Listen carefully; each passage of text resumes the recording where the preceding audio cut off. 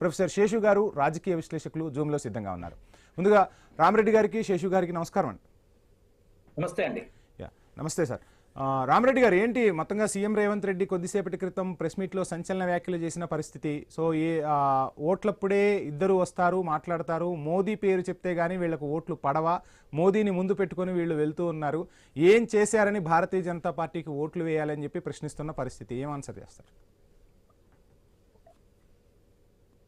గతంలోనే కిషన్ రెడ్డి గారు 2023లో ప్రింట్ చేశారు. 9 సంవత్సరాల్లో 9 లక్షల కోట్లు తెలంగాణకు ఏ విధంగా ఖర్చు పెట్టా మొత్తం డీటెయిల్స్ ప్రింట్ చేస్తే ఏ కాంగ్రెస్ కానీ బీఆర్ఎస్ కానీ దానికి కౌంటర్గా ఏం మాట్లాడలేకపోయింది.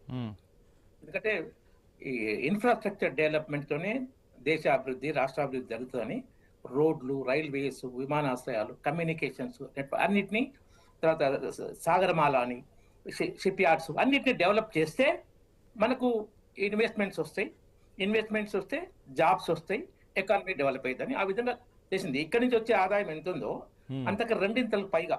ఎందుకంటే దీనికోసం అప్పులు తీసుకొని ఇన్ఫ్రాస్ట్రక్చర్ డెవలప్ అయితేనే దేశం డెవలప్ అవుతుందని ఆ వర్క్ చేస్తే గత 7-8 సంవత్సరాలుగా ప్రపంచంలో ఫాస్టెస్ట్ గ్రోయింగ్ ఎకానమీ ఏదంటే మన దేశమే. ఇంతకుముందు ఎప్పుడు లేదు ఈ రికార్డ్. మోడీ గారి ఇమేజ్ రోజు రోజుకు అద్భుతంగా ఉంది.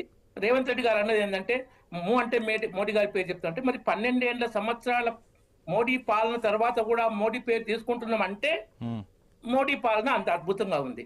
మరి కాంగ్రెస్ వాళ్ళు రాహుల్ గాంధీ పేరు తీసుకోలేకపోతుందంటే అది వాళ్ళ పార్టీ యొక్క దౌర్భాగ్య పరిస్థితి. రైట్ 12 గారు 12 అధికారంలో ఉన్న భారతీయ జనతా పార్టీ తెలంగాణకు ఏం ప్రాజెక్టులు ఇచ్చింది అని ముఖ్యమంత్రి ప్రశ్నిస్తున్న పరిస్థితి. మరో అంశం, నేను సిఎస్ని వివరణ కోరాను, అసలు ఏంటి మనకి ఎంత ఆదాయం వస్తుందంటే, మనం రూపాయి చెల్లిస్తే వాళ్ళు 42 పైసలు మనకిస్తున్నారు, అదే రూపాయి బీహార్ వాళ్ళు చెల్లిస్తే ₹6.16 ఇస్తున్నారు. సో ఏంటి, ఎందుకు దక్షిణాదికి ఇంత అన్యాయం చేయాల్సి వస్తుంది? దీని గురించి ప్రశ్నించరా భారతీయ జనతా పార్టీ నాయకులు? సో మన సొమ్ము తీసుకెళ్లి మిగతా వాళ్ళకి ఇస్తున్నారు తప్ప వాళ్ళు తెలంగాణకు ప్రత్యేకంగా ఏమి ఇచ్చేది లేదని చెప్పి ముఖ్యమంత్రి ప్రశ్నిస్తున్నారు. ఏం ఆన్సర్ చేస్తారు? అది నిజమే అంటే రేవంత్ రెడ్డి లాంటి తెలివికల్లోడు 15 రోజుల ముందే చెప్పేటోడు.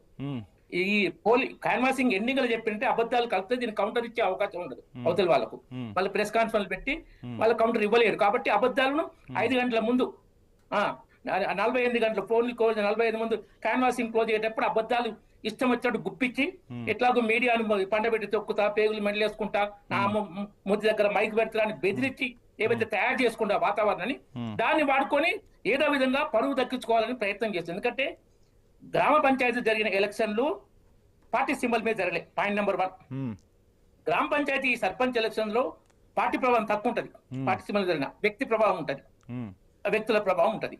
ఇప్పుడు జరుగుతున్నది మున్సిపల్ ఎన్నికల్లో విద్యావంతులు ఎక్కువ ఉంటారు.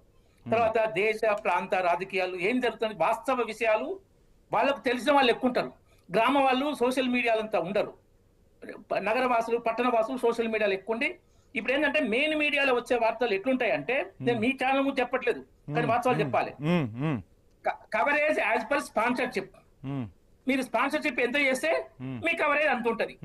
అసలు ఇవన్నీ ఎందుకు చేయాలి? ఇంత బాధ ఎందుకు? ప్రజలకు హామీలు ఇవ్వచ్చు కదా, ఆ హామీలను నెరవేర్చచ్చు కదా, ప్రజల సమస్యలు తీర్చొచ్చు కదా, అవి తీరిస్తే ఆటోమేటిక్ గా మౌత్ పబ్లిసిటీ వెళ్తుంది కదా. మరి భారతీయ జనతా పార్టీ ఎటువంటి హామీలు గుప్పిస్తోంది? 6 గ్యారంటీలు, 420 హామీలు ఏమైనాయి? రేవంత్ రెడ్డి వాటి గురించి ఏమన్నా మాట్లాడిండా? ఎందుకు రేవంత్ రెడ్డి వాటి గురించి మాట్లాడలేని దౌర్భాగ్య పరిస్థితి ఉంది. అది మాట్లాడకుండా అబద్ధాలతో బీజేపీ మీద దిమ్ముదాం, వాళ్ళ మీద తిమ్ముదామంటే అది వాళ్ళకు.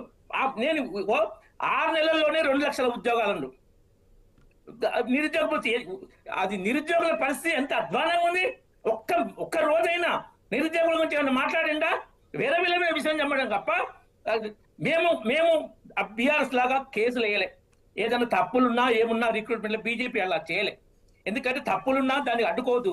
తెలంగాణ రాష్ట్ర ఏర్పాటు కానీ, ఉద్యోగుల రిక్రూట్మెంట్ కానీ మనం అడ్డుకోవద్దు. కాకుంటే వీళ్ళైతే సవరించుకోవాలి. మరీ ఘోరంగా ఉన్నప్పుడు మాత్రం తప్పదు. కానీ కొన్ని చిన్న తప్పులు అంటే మేము చేయం అట్లా. రైట్ రామరెడ్డి గారు, టైం ఇస్తాం మీకు. శేషు సార్, మొత్తంగా చూస్తున్నాం రాజకీయ పార్టీలు ప్రచారాన్ని ఒకసారి మనం